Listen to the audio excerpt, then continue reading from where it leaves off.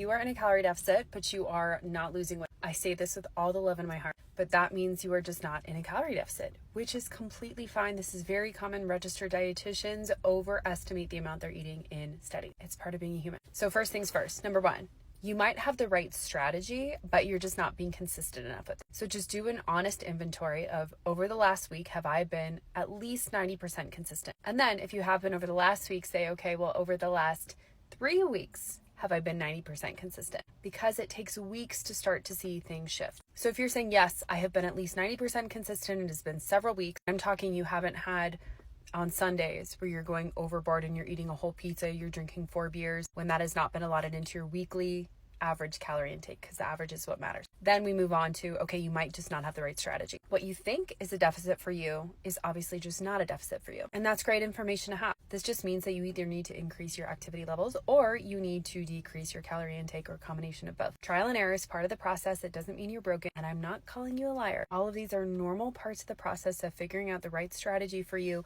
and making sure that we're actually committed to the strategy we set out to adhere to. And your strategy just might be too extreme, which is causing you not to stick to it as well.